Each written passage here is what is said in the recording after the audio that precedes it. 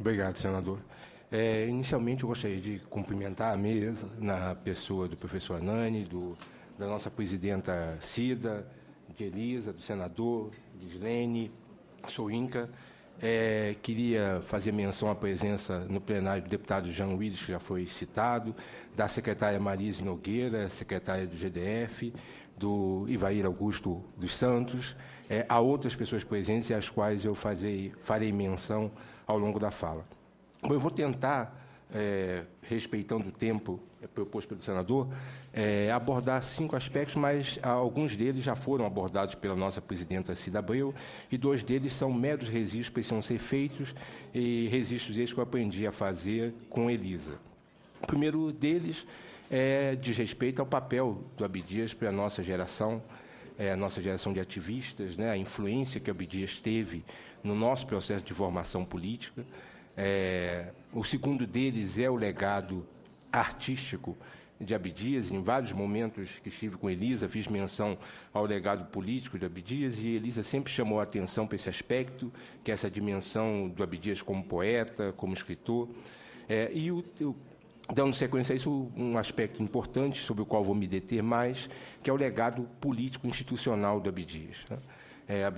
A Elisa foi comedida quando descreveu a influência do Abdias no desenho programático do PDT, mas foi Abdias, de fato, quem mais influenciou Leonel Brizola para que a questão racial fosse o 4º ponto programático do PDT. Nós vimos isso se refletir nos 2 governos de Leonel Brizola.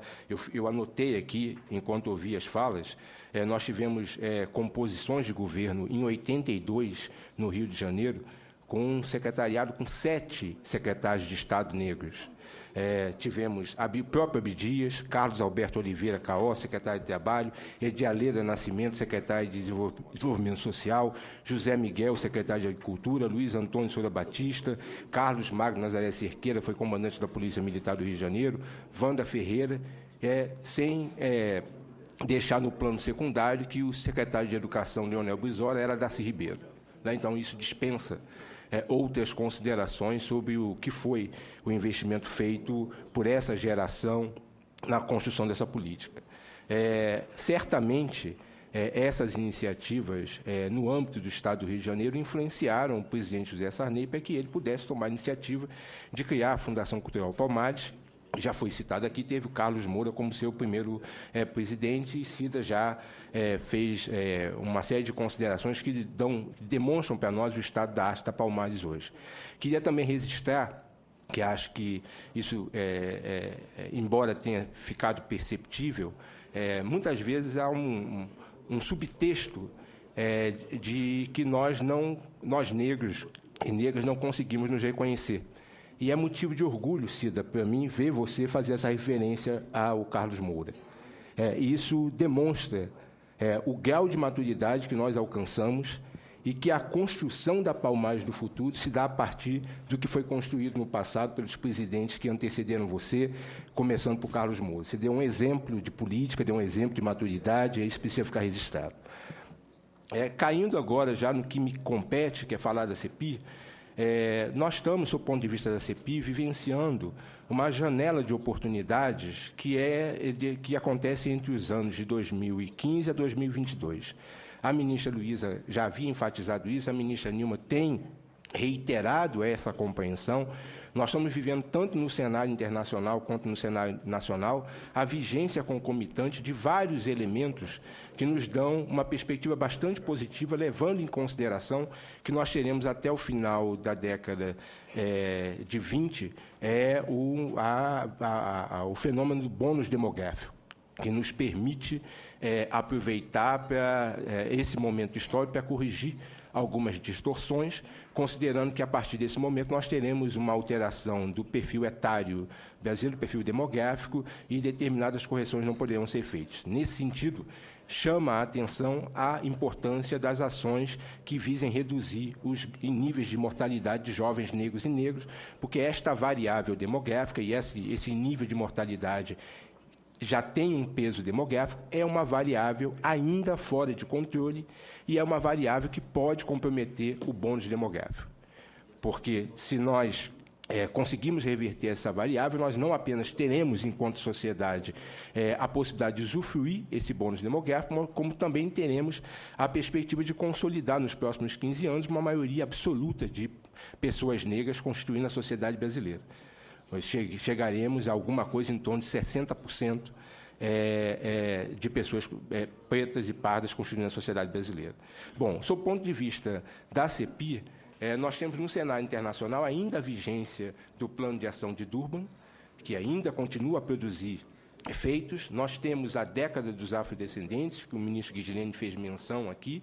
O Brasil tem um papel importante na construção do plano de trabalho, há um conjunto de iniciativas sendo tomadas. Nós temos também, Elisa fez menção a isso, a candidatura do Cais do Valongo como patrimônio cultural da humanidade. Isso certamente reforça a presença do Brasil no circuito de pertencimento por origem africana, porque é o único cais de desembarque localizado. Nós temos os entrepostos e cais de embarque, mas não temos de desembarque. Então, isso tem um peso importante. Não foi à toa que nós fizemos, então, poucos dias depois da morte do Abdias, uma cerimônia, no Cais do Valongo, exatamente, no 7º dia. Então, nós temos aí no cenário internacional um cenário interessante. No plano nacional, nós temos, eu dividi em 2 aspectos. Tem uma dimensão pública, que é o arcabouço jurídico institucional, o Estatuto da Igualdade Racial, a legislação de cotas no acesso ao ensino superior, a legislação de cotas no acesso ao serviço público. Então, legislação vigindo por 10 anos. Então, nós também teremos, ao longo desse período, a vigência desse arcabouço legislativo, e temos iniciativas que eu considero iniciativas públicas, embora sejam iniciativas da sociedade civil e da iniciativa privada. Nós temos aqui, não por coincidência, representantes de 3 dessas iniciativas. Nós temos o Zé Vicente, que, além de toda a contribuição que tem dado à causa, notadamente a partir da fundação da Universidade Zumbi dos Palmares, mas, mais recentemente, sem que isso signifique que o Zé Vicente começou a atuar nessa área recentemente, a iniciativa empresarial pela igualdade racial, né?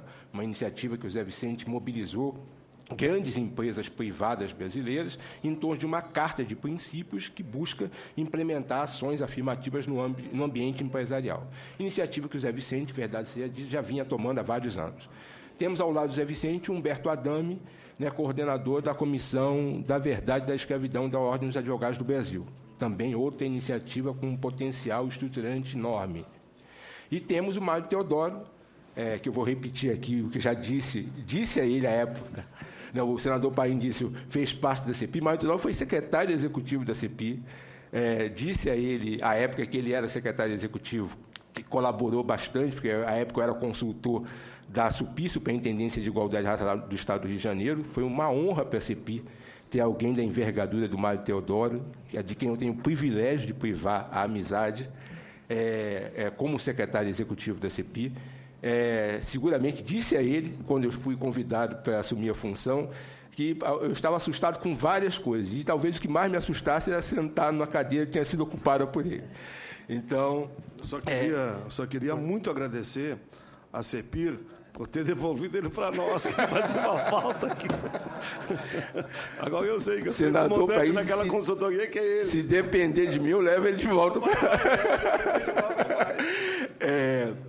Então, Mário Teodoro, que lidera a iniciativa legislativa para a criação do fundo, né, também uma iniciativa também com um peso enorme. Então, esses elementos nos dão conta de que o legado de Abdias se projeta em várias dimensões. Em todas essas dimensões, nós temos a influência e o legado de Abdias Nascimento. Então, eu queria parabenizar o Senado, mais uma vez, por essa iniciativa, o senador Paim, mais uma vez, coerente com a sua trajetória, e desejar um êxito a essa sessão. Obrigado.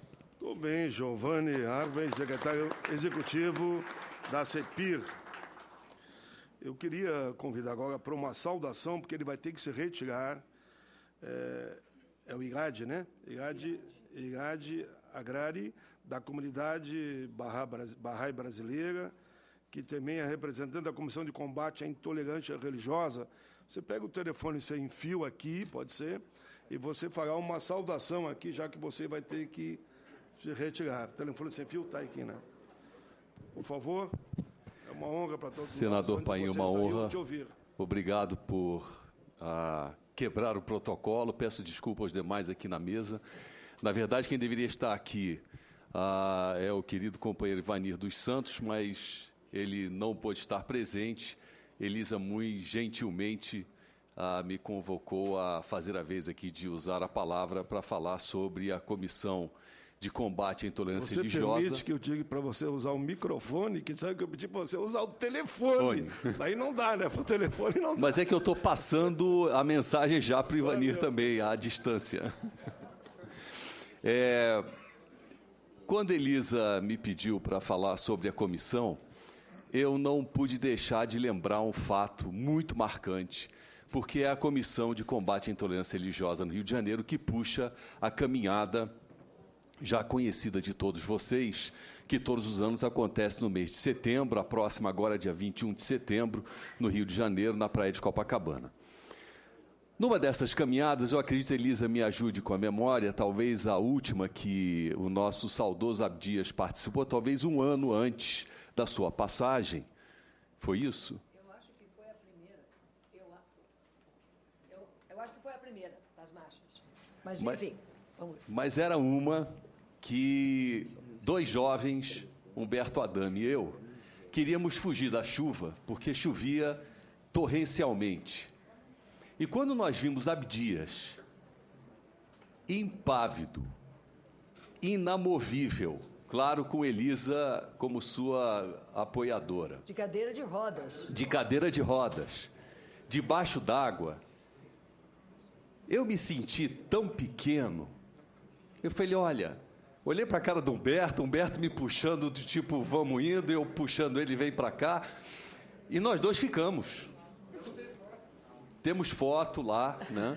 E para mim o símbolo do compromisso de Abdias com causas, né? Se nasce, Cida, nessa história que eu também tive a oportunidade de ouvir da própria expressão da Abdias como você teve, né? Essas causas era isso que Abdias se dedicava, né? Podia fazer chuva, fazer sol. Eu vi Abdias em vários momentos em que ele se encontrava com a saúde debilitada, né? Mas estava lá firme, inamovível, participando de tudo aquilo para o qual ele era convocado. E quando então convidado, né, como cidadão, a estar presente à caminhada pela igualdade religiosa promovida no Rio de Janeiro, que é uma das ações, então, voltando agora, por que eu estou aqui, né, da CECIR, a Comissão de Combate à Intolerância Religiosa, comissão essa que se inicia com um grande movimento das religiões de matriz africana no Rio de Janeiro, né? A comissão essa hoje coordenada pelo babalorixá Ivanir dos Santos, comissão essa que hoje integra as mais diferentes religiões. E eu faço questão de dizer isso, porque é muito fácil as religiões que têm uma abertura para o diferente estarem juntas, né?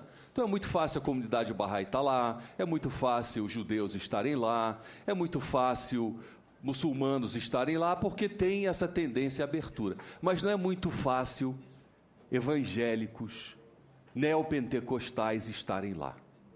E isso é o que a comissão conseguiu alcançar.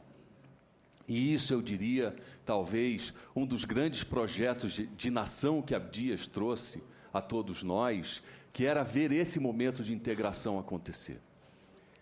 É muito fácil qualquer um de nós subirmos no carro de som, usarmos a palavra, é muito fácil parlamentares estarem lá presentes, mas o dia que nós vimos naquele carro de som um pastor evangélico neopentecostal fazendo uso da palavra, eu pensei comigo mesmo, olha, abriu-se uma possibilidade. Claro, duramente criticado pelos seus pares, claro, duramente questionado, né?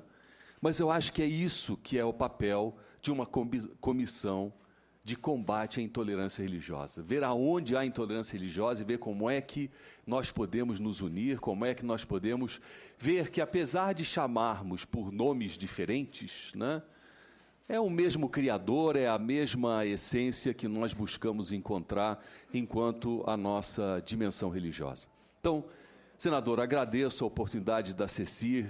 Elisa, agradeço a oportunidade de você dar espaço para que a Comissão de Combate à Intolerância Religiosa pudesse fazer uso da palavra, pudesse fazer a sua saudação a Abdias, e uma saudação que tem concretude, porque Abdias era alguém que foi símbolo também da caminhada puxada pela CECIR, e alguém que sempre teve forte em seu coração a busca disso. E eu termino aqui só com uma observação que Abdias uma vez me fez, que foi uma palavra de gratidão. E eu disse a ele, eu não tenho por que agradecer. Ele falou, não, obrigado. Obrigado por estar nos apoiando, obrigado por estarmos juntos, né? E eu acho que esse momento de gratidão é que nos dá o combustível, que eu tenho certeza Abdias agora nos acompanha nessa sessão solene, em sua dimensão maior, e talvez esteja, mais uma vez, dando a sua palavra de gratidão a todos nós. Obrigado. Tudo bem. Parabéns. Eu só queria pedir para o Irade, antes de se retirar, que eu sei que tem que se retirar, não esqueça de levar seu livro, seu exemplar.